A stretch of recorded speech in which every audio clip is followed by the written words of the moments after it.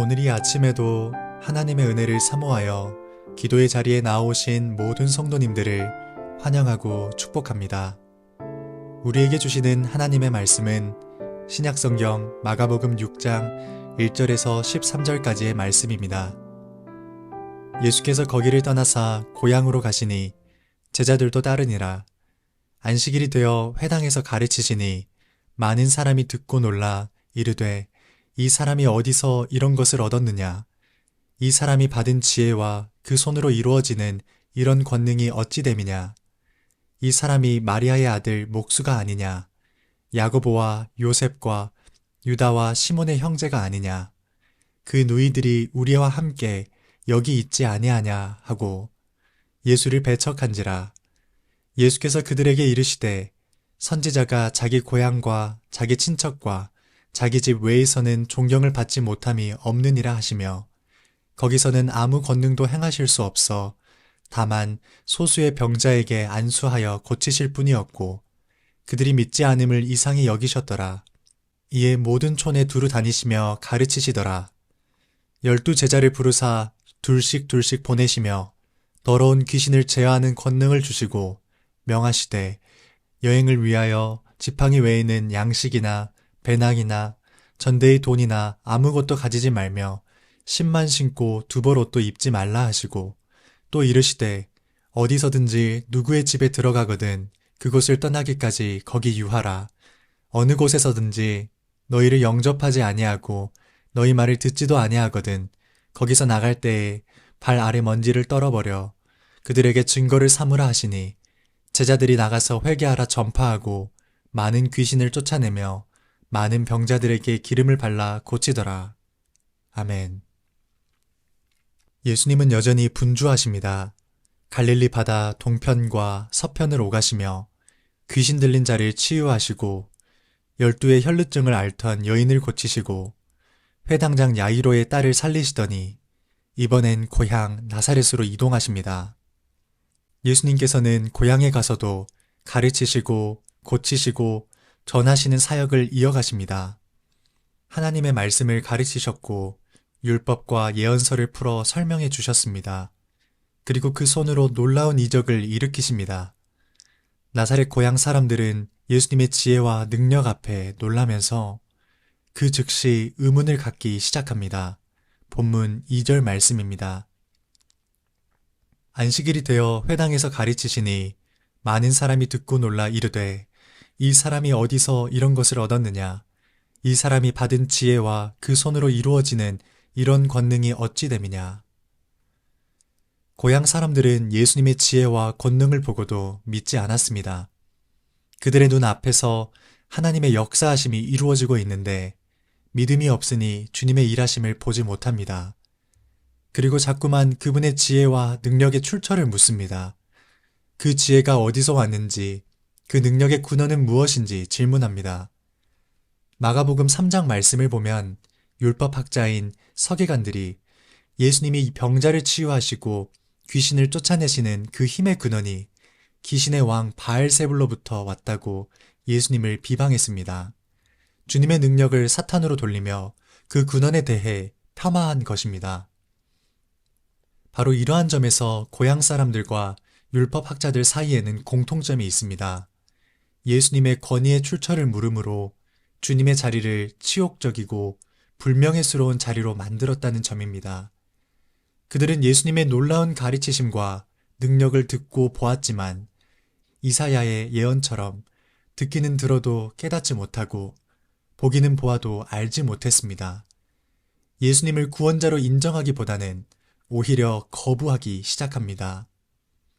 그들이 예수님의 지혜와 능력에 대해 놀라면서도 예수님을 인정할 수 없었던 이유는 편견이 있었기 때문입니다. 그들은 목수의 아들이, 아버지 없는 자식이, 심지어 나사렛 출신이 그들의 구원자로 올 것으로 생각하지 않았습니다. 이처럼 고향 사람들이 주님을 존중하지 않고 믿지 않자 어떠한 일이 일어났는 줄 아십니까? 본문에서 함께 살펴보겠습니다. 본문 5절 상반절 말씀입니다. 거기서는 아무 권능도 행하실 수 없어. 거기서 아무 권능도 행하실 수 없었습니다. 믿음이 없는 곳에는 하나님의 역사가 일어나지 않습니다. 우리 어제 함께 살펴보았던 회당장 야이로의 이야기를 기억해 보세요. 주님께서 그의 딸을 일으키시기 전에 믿음이 없는 모든 사람을 밖으로 내보내셨습니다. 주님의 역사하심이 일어났던 그 방 안에는 믿음을 가진 소녀의 부모와 예수님의 세 제자만 있었습니다. 하나님을 향한 믿음이 없이는 그 어떠한 권능도 일어날 수 없습니다.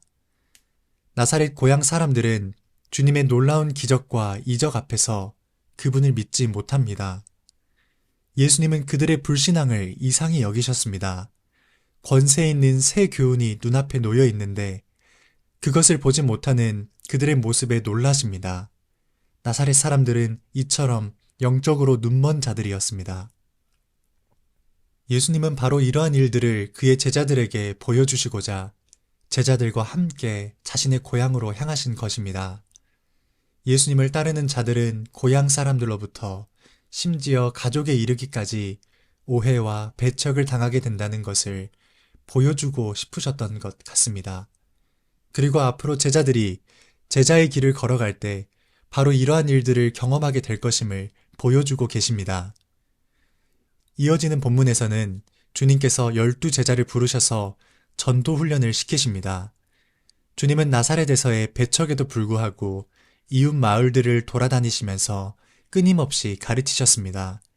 제자들은 이제 그분의 모습을 본받아 복음 전파 사명에 힘써야 했습니다. 그들이 해야 할 일은 회개하라, 전파하고 귀신을 쫓아내고 병자를 고치는 일이었습니다.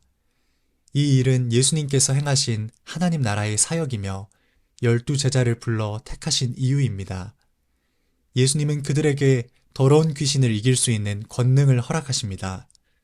가버나움 회당에서 권위 있게 가르치시고 더러운 귀신을 쫓아내셨던 그 권세입니다.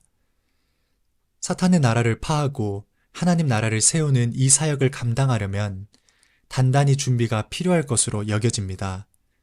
그런데 주님께서 이해하기 어려운 말씀을 하십니다. 본문 8절, 9절 말씀입니다. 명하시되 여행을 위하여 지팡이 외에는 양식이나 배낭이나 전대의 돈이나 아무것도 가지지 말며 신만 신고 두벌 옷도 입지 말라 하시고, 예수님께서는 전도 여행을 위해 필요한 물품들을 엄격히 제한하십니다. 오직 지팡이 하나, 한 벌의 신과 옷만 허락하십니다. 우리가 가까운 곳을 여행하더라도 생수 한 병, 빵 하나 정도는 가져가지 않습니까? 지금 제자들은 편안한 마음으로 여행하는 것이 아닙니다. 죽어가는 죄인들을 향해 회개할 것을 선포하고 귀신을 쫓아내고 병든 자를 고치기 위해 여행하는 것입니다. 이렇게 중요한 일을 하기 위해 가는데 주님께서는 빵 하나, 배낭 하나, 심지어 여분의 옷과 돈도 가져가지 말고 다 두고 가라고 명하십니다. 빵이 없으면 먹을 수 없고 여분의 옷이 없으면 밤에 덮을 덮개 하나 없고 돈이 없으면 할 수 있는 일이 아무것도 없었을 것입니다. 그런데 주님께서는 그렇게 하라고 말씀하십니다. 왜요? 모든 영역에서 주님을 의지하기를 원하셨기 때문입니다. 먹는 것 하나, 입는 것 하나까지도 주님을 의지하는 마음으로 복음의 사명을 감당하기를 원하셨기 때문입니다. 예수님께서는 제자들이 말씀에 순종할 때 하나님께서 그들의 필요를 채워주신다는 것을 경험하기를 바라셨습니다. 그리고 실제로 제자들은 삶의 형편을 돌보시는 하나님을 경험합니다. 누가복음 22장 35절 말씀을 우리말 성경으로 제가 읽어드리겠습니다. 예수께서 제자들에게 말씀하셨습니다.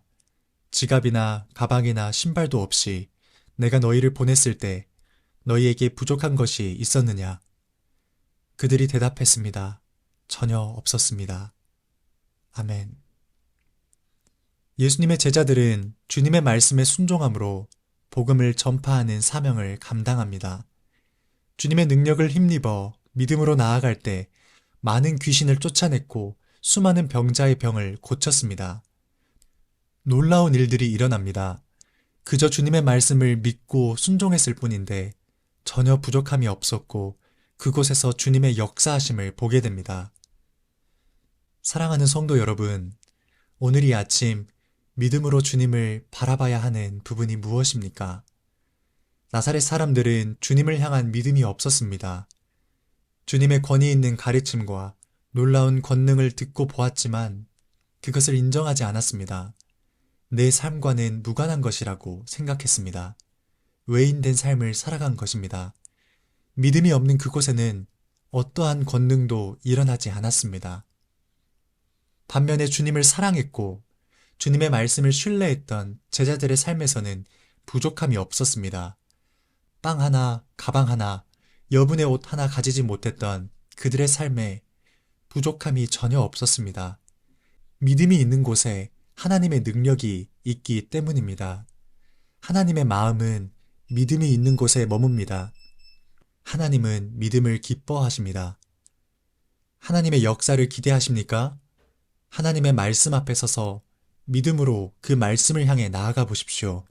하나님께서 반드시 새 일을 이루어 가실 것입니다. 살아계신 하나님께서 놀라운 능력과 권능을 보이실 것입니다. 주님의 마음은 오늘 이 아침에도 믿음이 있는 그곳에 머뭅니다. 믿음이 있는 그곳에서 역사를 이루어 가십니다. 진정으로 소망하기는 주님을 향한 온전한 믿음으로 주님의 살아계심과 역사하심을 경험하는 저와 여러분 될 수 있기를 주님의 이름으로 축복합니다. 말씀을 기억하며 함께 기도하시겠습니다. 우리의 믿음이 주님께 기쁨이 되게 하시고 믿음을 통해 하나님의 역사하심을 더욱 분명히 보게 하소서. 이어서 개인의 기도 제목을 놓고 우리 가정과 다음 세대 자녀들 그리고 청년들을 위해 기도해 주십시오. 그리고 임시 거처에서 예배드리고 있는 우리 교회에 하나님이 예비하신 예배 장소를 허락해 주시기를, 더불어 이 나라와 민족과 열방에 하나님의 나라가 임하도록 함께 기도하며 나아가겠습니다. 기도하시겠습니다.